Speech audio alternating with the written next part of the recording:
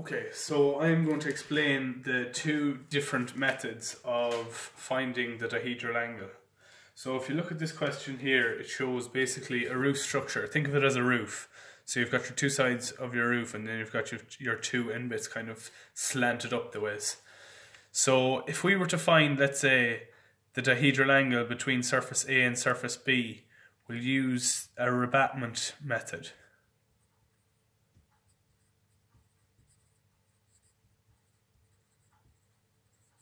And for surface B to surface C, or between them two surfaces, we are going to use an auxiliary method. Okay, so first I suppose we'll do the rebatment method. So this is the line here we're working with. So this is the line of intersection between surface A and surface B. So because this line is splitting the two surfaces, we have to take an auxiliary view of that line. So if we come 90 degrees to that line,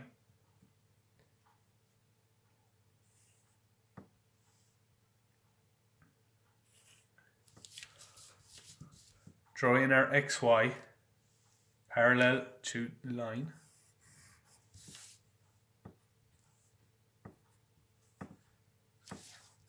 And we can take our distances from elevation.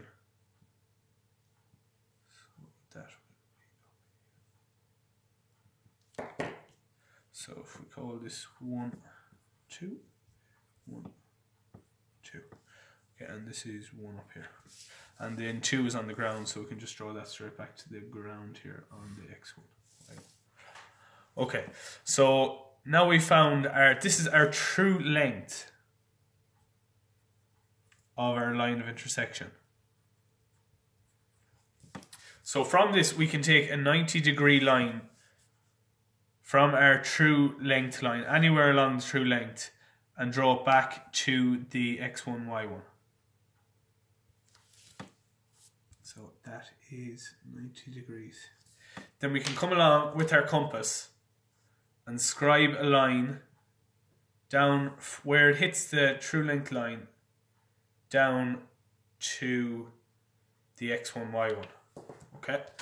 And then all we have to do after that then is bring it back to our plan. So bring this point back till it hits the two surfaces here. So we can call this A and B.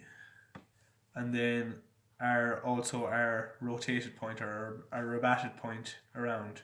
We can also bring that back to a point on the line of intersection.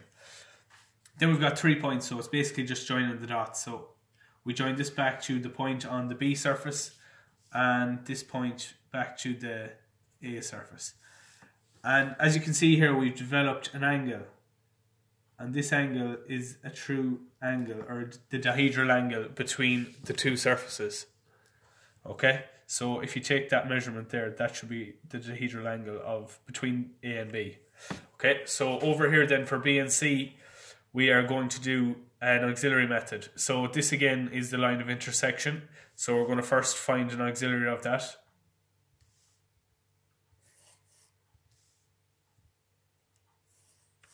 To get the true length.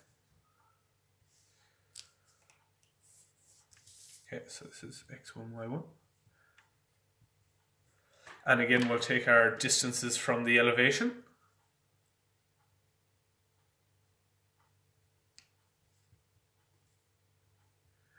And we know the other point is on the ground, so that's joined back to the X1, Y1. Now, that's our true length. So next we have to look along that line to see an edge view or a point view of that line. So we have to get a second auxiliary.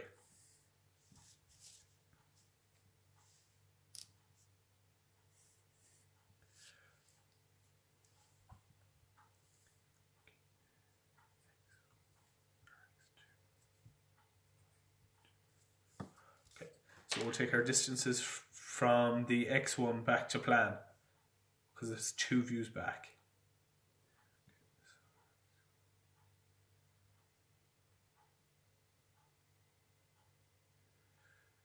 And Two of them are the exact same. Okay, that's perfect. So we've only got 1 point. So that's our line. We're looking at a point basically on our line because we're looking at it. We're looking along the line, so we're just going to see that point. Okay, so now we need to find out how we're going to find this dihedral angle. So if we pick a point here and we call it 1, and we draw it out to the first auxiliary, till it hits the x1, y1, and drop it down to our second auxiliary, we can now get another point on our dihedral angle. So if we pick a point 1 and scribe it down, that's our point 1. Now we can also find another point on this surface. So if we call that 2, we can get our compass from x1, y1,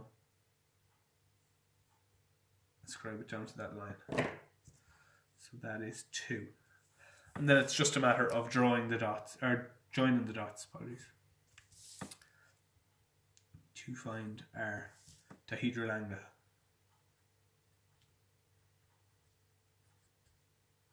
Okay. Now, as we can see in this question, both all these surfaces, the surface between B and C and the surface between A and B should be the exact same. So if we measured this dihedral angle and this dihedral angle, they should be equal. So those are the two methods for finding the dihedral angle, and it gives you a better understanding rather than just actually learning it off. Thanks for watching.